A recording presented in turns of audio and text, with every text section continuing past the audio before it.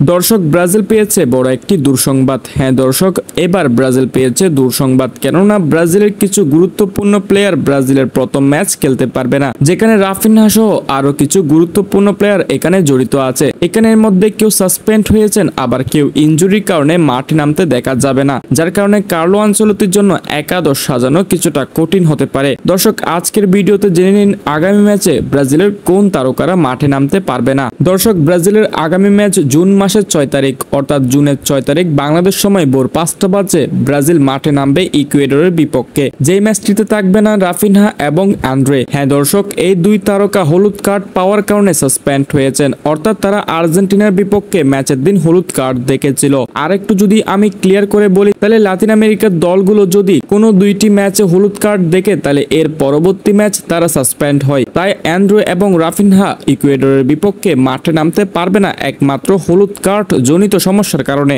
এরপরে ডিফেন্স লাইনে বড় দাগ খায় আছে ব্রাজিল, কেননা ব্রাজিলের গুরুত্বপূর্ণ দুই ডিফেন্ডারই ইনজুরিতে। হ্যাঁ দর্শক, ব্রাজিলের গুরুত্বপূর্ণ ডিফেন্ডার গাব্রিয়েল ম্যাগালহ্যাস হ্যামস্ট্রিং ইনজুরির কারণে অনেক দিন যাবত মাঠের বাইরে আছেন। আর্সেনালের হয়ে ম্যাচ খেলার সময় তার হ্যামস্ট্রিং এ টান লাগে, এরপর থেকে আর মাঠে নামা হয়নি তার, এবং তার এই সিজনটাও শেষ বলে জানিয়েছেন আর্সেনালের ট্রিটমেন্ট ম্যানেজমেন্টরা। এরপরে ব্রাজিলের আরেক ডিফেন্ডার এডার মিলিতাও অনেক দিন যাবত ইনজুরির কারণে মাঠের বাইরে আছেন। রিয়াল মাদ্রিদের হয়ে ম্যাচ খেলার সময় এসিএল ইনজুরিতে পড়ে যান সে, এরপর থেকে মাঠে নামা হয়নি এখন পর্যন্ত কয়েক মাসই হয়ে যাচ্ছে। তাই ব্রাজিল আগামী ম্যাচে গাব্রিয়েল ম্যাগালহ্যাস এবং এডার মিলিতাও এই দুইজন গুরুত্বপূর্ণ ডিফেন্ডারকে পাবে না। তো দর্শক, আপনাদের কি মনে হয় এই চারজন গুরুত্বপূর্ণ প্লেয়ার ব্যতীত ব্রাজিল ইকুয়েডরকে হারাতে পারবে? আপনাদের গুরুত্বপূর্ণ মন্তব্য জানিয়ে দিতে পারেন আমাদের কমেন্ট সেকশনে।